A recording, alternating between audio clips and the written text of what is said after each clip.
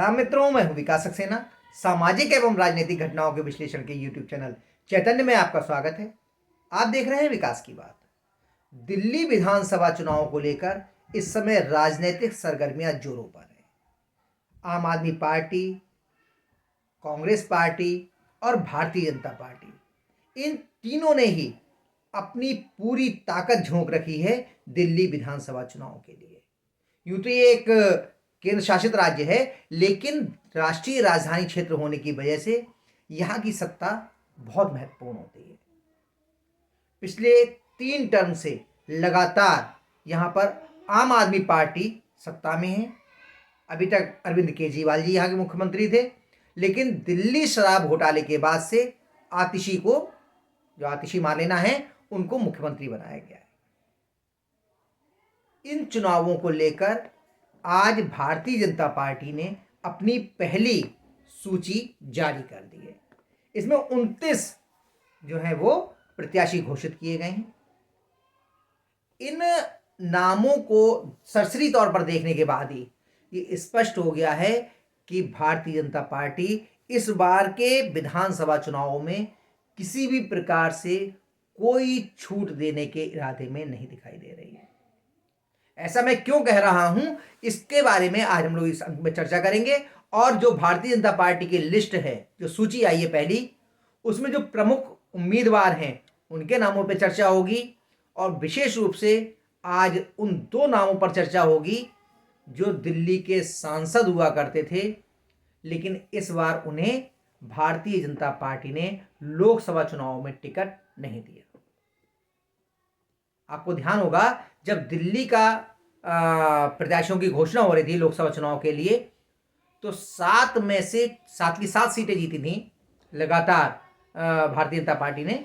2014 के लोकसभा चुनाव में भी, 2019 के लोकसभा चुनाव में भी, और अब तो 2024 के लोकसभा चुनाव में भी सभी 7 सीटें भारतीय जनता पार्टी जीत चुकी है। लेकिन जब इस बार प्रत्याशियों का ऐलान किया जा रहा था, तो 7 में से 6 प्रत्याशियों को उसने टिकट नहीं दिए।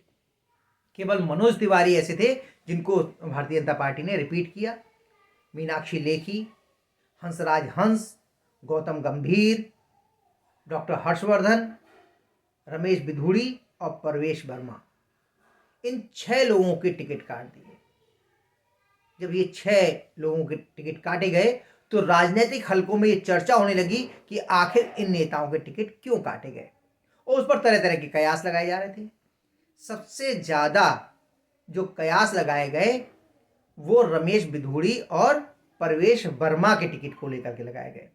परवेश वर्मा जो हैं, वो दिल्ली के पूर्व मुख्यमंत्री, भारतीय जनता पार्टी के कद्दावर नेता थे साहिब सिंह वर्मा, उनके बेटे हैं। इनके टिकट काटे गए तो ये कहा गया कि जिस तरीके से परवेश वर्मा एकदम कट्टर हिंदुत्व के बयान देते हैं, बहुत तीखे बयान देते हैं, और इसके अलावा रमेश बिधूड़ी, जिन्होंने सदन की कार्रवाई के दौरान बसपा के नेता हुआ करते थे, फिर कांग्रेस के नेता हो गए, दानिश अली, उन पर बहुत तीखी टिप्पणियां की थी, जिसको लेकर बहुत हंगामा मचा, रुआपीटी हुई, और ये माना गया कि इनके एकदम कट्टर हिंदुत्ववादी विचार, बहुत कट्टरवादी विचारों की वजह से भारतीय जनता पार्टी ने इन दोनों ही नेताओं को इस बार टिकट नहीं दिया है।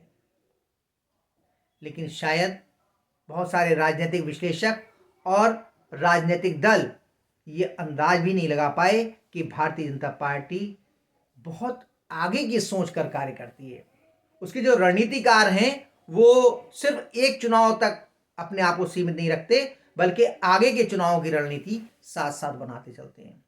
और शायद इसीलिए उन्होंने परवेश वर्मा और रमेश बिधूड़ी को तब टिकट नहीं दिया, क्योंकि भाजपा के नेताओं को ये लगता था कि इन दोनों नेताओं का वो जब विधानसभा चुनाव होंगे दिल्ली के, उसमें बेहतर तरीके से प्रयोग करेंगे। जी हाँ, जो पहली सूची आई है, इसमें साहिब सिंह वर्मा के बेटे परवेश वर्मा, जो कि सांसद हुआ करते थे भारतीय जनता पार्टी के, इस बार जिनको टिकट नहीं मिला, उन्हें नई दिल्ली सीट से प्रत्याशी बनाया गया है। और रमेश बिधूड़ी जो कि सांसद हुआ करते थे भारतीय जनता पार्टी के, इन्हें भी टिकट नहीं मिला था। इनको भी इस बार कालकाजी जो सीट है वहां से उम्मीदवार बनाया गया है। ये दोनों सीटें महत्वपूर्ण क्यों है ये समझिए। जो कालकाजी सीट है उससे आम आदमी पार्टी की नेता और वर्तमान में दिल्ली की मुख्यमंत्री आतिशी मार्लेना वो आम आदमी पार्टी की उम्मीदवार हैं। और नई दिल्ली से आम आदमी पार्टी के सबसे बड़े नेता, राष्ट्रीय संयोजक और पूर्व मुख्यमंत्री अरविंद केजरीवाल जो है वो उम्मीदवार है। तो इस तरह से अपने सबसे अच्छे जो उम्मीदवार माने जा सकते हैं परवेश वर्मा और रमेश बिधूड़ी, इन दोनों को उन्होंने आतिशी मार्लेना और अरविंद केजरीवाल के खिलाफ चुनाव मैदान में उतार दिया है। तो स्वाभाविक रूप से इसके बाद ये दोनों ही नेता अब अपनी अपनी सीटों में फंस गए हैं। इससे पहले मैंने आपको बताया था कि जो जंगपुरा की सीट है उससे मनीष सिसोदिया चुनाव लड़ रहे हैं और वहां से कांग्रेस ने मुस्लिम कैंडिडेट उतारा है जो बहुत ही दमदार है, जिसकी मुस्लिम वोटों पर अच्छी पकड़ है। तो जंगपुरा की सीट मनीष सिसोदिया की बुरी तरीके से फंस गई है। वहां से भारतीय जनता पार्टी ने इस बार उतारा है सरदार तरविंदर सिंह मारवाह जी को। नई दिल्ली की सीट से पूर्व मुख्यमंत्री शीला दीक्षित के बेटे संदीप दीक्षित चुनाव लड़ रहे हैं और भाजपा की तरफ से पूर्व मुख्यमंत्री साहिब सिंह वर्मा के बेटे परवेश वर्मा चुनाव मैदान में हैं। और यहां से अरविंद केजरीवाल हैं आम आदमी पार्टी के। तो यहां पर भी त्रिकोणीय मुकाबला बन गया है और जो चुनाव है वो कठिन हो गया है। अब कालकाजी की भी स्थिति यही बन गई। कालकाजी से आतिशी मार्लेना के सामने रमेश बिधूड़ी जो हैं वो चुनाव मैदान में होंगे। इसके अलावा और भी कई लोग हैं जिनके लिए भारतीय जनता पार्टी ने चुनाव मैदान में उतारा है। उसने बिजवासन से कैलाश गहलोत जो कि आम आदमी पार्टी के नेता हुआ करते थे उनके लिए चुनाव मैदान में उतारा है। और जो कांग्रेस के पूर्व प्रदेश अध्यक्ष थे अरविंदर सिंह लवली, उनको गांधीनगर की सीट से चुनाव मैदान में उतारा गया है भारतीय जनता पार्टी की ओर से। इसके साथ ही एक और नेता हैं जिनका नाम है राजकुमार आनंद। ये आम आदमी पार्टी के नेता हुआ करते थे और मंत्री थे आम आदमी पार्टी में। अरविंद केजरीवाल पर तमाम तरह के आरोप लगाते हुए उन्होंने मंत्री पद से इस्तीफा दे दिया था। उनको पटेल नगर की सुरक्षित सीट से भारतीय जनता पार्टी ने चुनाव मैदान में उतारा है। तो ये तमाम जो नाम हैं इनसे ये साफ लग रहा है कि भारतीय जनता पार्टी पूरी ताकत के साथ इस बार अरविंद केजरीवाल और कांग्रेस पार्टी को जो है चुनाव में उसका सामना करने जा रही है, उनका मुकाबला करेगी।